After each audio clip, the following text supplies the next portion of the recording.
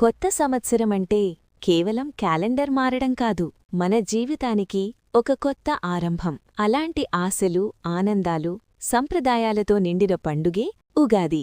భారతదేశంలో, ముఖ్యంగా ఆంధ్రప్రదేశ్, తెలంగాణ, కర్ణాటక ప్రాంతాల్లో ఎంతో ఘనంగా జరుపుకునే పండుగ ఉగాది. ఉగాది అనే పదం సంస్కృతంలో ఉన్న యుగాది అనే పదం నుండి వచ్చింది. యుగా అంటే కాలం లేదా యుగం. ఆది అంటే ప్రారంభం, అంటే కొత్త యుగానికి ఆరంభం అనే అర్థం. ఈ రోజు నుండి తెలుగు ప్రజల చాంద్రమాన పంచాంగం ప్రకారం కొత్త సంవత్సరం ప్రారంభమవుతుంది. ఉగాది ఎప్పుడు జరుపుకుంటారు? ఉగాది సాధారణంగా చైత్రమాసం శుద్ధ పాడ్యమి రోజున వస్తుంది. మార్చ్ లేదా ఏప్రిల్ నెలల్లో ఈ పండుగ వస్తుంది. ప్రకృతి కూడా ఈ సమయంలో కొత్తగా మారుతుంది.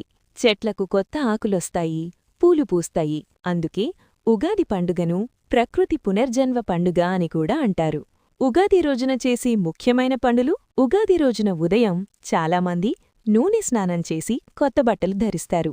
ఇంటి ముందు అందమైన ముగ్గులు వేస్తారు. తలుపులకు మామిడాకులతో తోరణాలు కడతారు.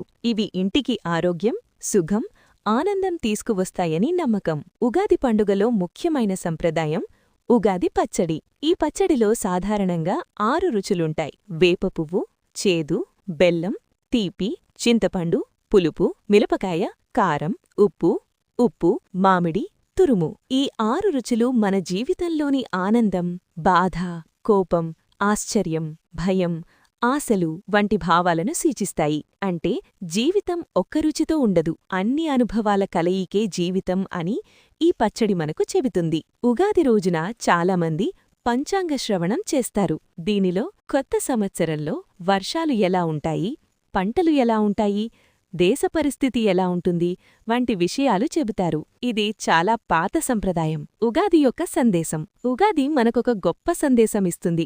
గతంలో జరిగిన తప్పులను మరచిపోయి కొత్త ఆశలతో ముందుకు వెళ్లాలని చెబుతుంది. కొత్త లక్ష్యాలు పెట్టుకుని మన జీవితాన్ని మరింత మంచిగా మార్చుకోవాలని గుర్తుచేస్తుంది. ప్రతి ఉగాది మనకొక కొత్త అవకాశం, కొత్త కలలు, కొత్త ఆశలు, కొత్త విజయాలకు ప్రారంభం. కాబట్టి ఈ ఉగాది నుండి మనం కూడా ఒక మంచి నిర్ణయం తీసుకుందాం. మన జీవితాన్ని సంతోషంగా, విజయవంతంగా మార్చుకుందాం. మీ అందరికీ ఉగాది శుభాకాంక్షలు.